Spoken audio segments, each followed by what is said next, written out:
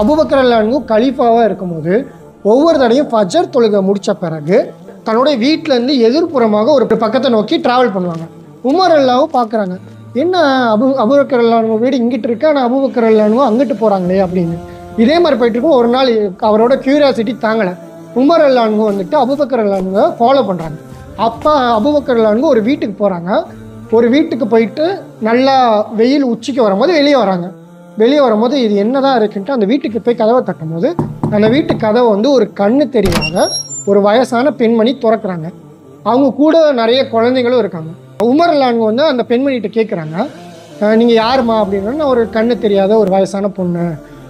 இந்த குழந்தைங்கள்லாம் யாருன்னா, இதெல்லாம் ஒரு ஆதரவற்ற பெண்கள். அவங்களோட குழந்தை கூட இல்லை, எனக்கு கண்ணு தெரியாதம்மா, ஏதோ ஒரு ஆதரவற்ற குழந்தைங்க அவங்க கூட வச்சுருக்காங்க.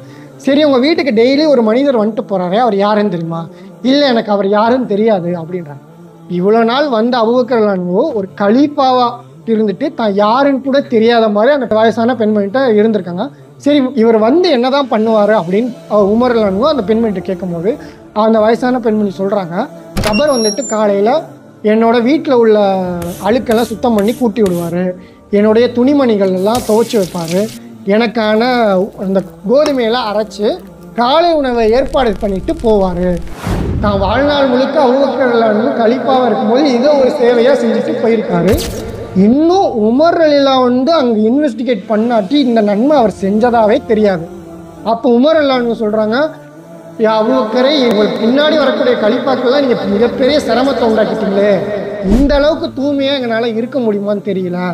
ஸோ அபூபக்கர் ரலியல்லாஹு ஒரு மிக சிறந்த சகாபி, ரசூலுல்லாஹ்க்கு ரொம்ப நேசத்துக்குரியவர். ஆனால் அவர் தான் கிட்ட இருக்கிற ஒரு அமல்கள் மூலமாக சொர்க்கம் செல்ல முடியும்னு நம்பலை. கலீஃபாவாக இருந்தாலுமே அந்த குருடான பெண்மணியோட விஷயங்களை குறித்து அல்லாஹ் என்கிட்ட கேள்வி கேட்பான். அவங்களுக்கு என்னெல்லாம் நீங்கள் செய்ய வேண்டியதை செஞ்சீங்களான்ட்டு டெய்லி போய் வீட்டு வேலை செஞ்சு சாப்பாடு சமைச்சு கொடுத்துட்டு ஒரு ஜனாதிபதி வந்துட்டு போயிருக்காரு.